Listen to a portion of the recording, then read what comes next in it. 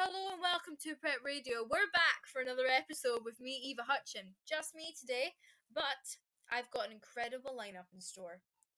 In honour of Women's History Month, I'm going to be reading you 3 stories from a wonderful book called Goodnight Stories for Rebel Girls.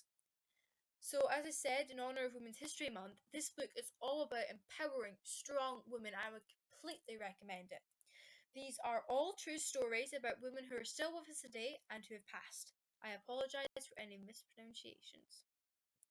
We are going to be reading about a president and scientist, a motocross racer, and a pirate. Amina Karib Fakim, president and scientist. In an island nation in the Indian Ocean called Mauritius, there lived a girl who wanted to know everything about plants. Her name was Amina. Amina studied biodiversity. She analysed hundreds of aromatic and medical herbs and flowers. She studied their properties and travelled to rural villages to learn from traditional healers how they used plants in their rituals. For Amina, plants were like friends. Her favourite tree was a baobab because it was so useful. It stores water in its trunk. Its leaves can cure infections, and its fruits, called monkey apple, contains more protein than human milk. Amina thought that a lot could be learned from plants. Plants like benjoin, for example. The leaves of benjoin are different shapes and sizes. Animals won't eat plants they don't recognise, so they tend to leave this plant alone. Quite smart, don't you think? Amina thought of plants as living biological labs, full of vital information for humans and every other species. Every time a forest is cut down, we lose an entire laboratory, a lab that we will never, ever recover. Amina Garib was elected president of Mauritius, and every day she fights hard for all the inhabitants of her country people, animals, and of course, plants. She was born on October 17th, 1959, Mauritius. She's still alive today.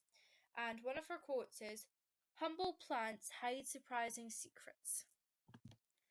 Ashley Fiolick, motocross racer. A little girl called Ashley was playing in the kitchen when some pans fell off the table with a massive crash. Ashley didn't even turn around. Her mum and dad decided to get her hearing tested. When the results came back, they found out that their daughter was deaf. They learned sign language and sent Ashley to camp with other deaf kids so she could learn from them and build up her self-confidence.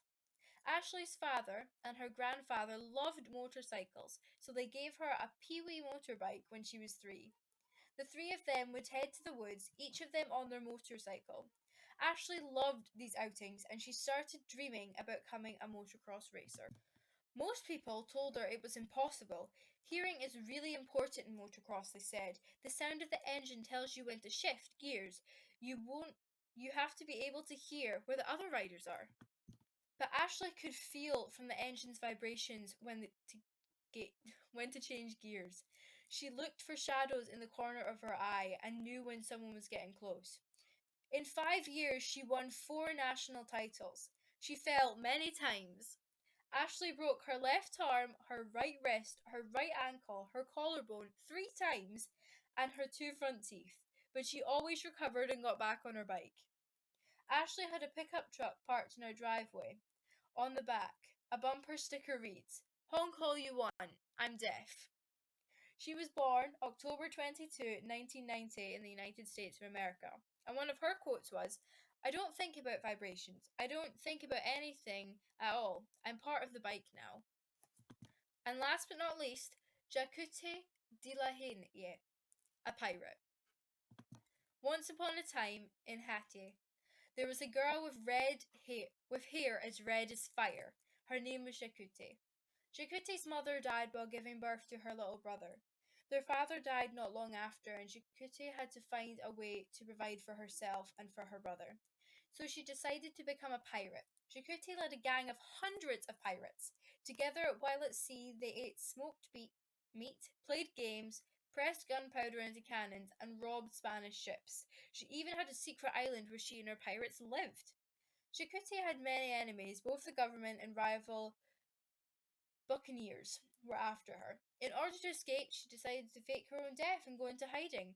She gave herself a new name and dressed as a man. But her deception didn't last long. No one else had such flaming red hair. She soon returned to piracy and earned the nickname Back from the Dead Red. Jacouti had a girlfriend who was a pirate too. Her name was Anne Jolivet, and she was married and she had two children. After her husband died during a fight, she took command of her ship and joined forces with Jacouti. They were two of the most feared pirates in the Caribbean. Their stories became legends that both female and male pirates told each other as they lay in their hammocks beneath the stars, rocked by the waves, dreaming of the adventures that awaited them at dawn. She was born ca 1640s to, and then she died ca 1660s. Hattie. I couldn't love a man who commands me any more than I could love one who lets himself be commanded by me. So that is it for today's wonderful episode. I hope you enjoyed it as much as I did. These are three great stories from a book full of stories. So if you want a copy, go online. Feel free. I would totally, as I said, recommend it. Have a great week. Bye from Prêt Radio. See you next time.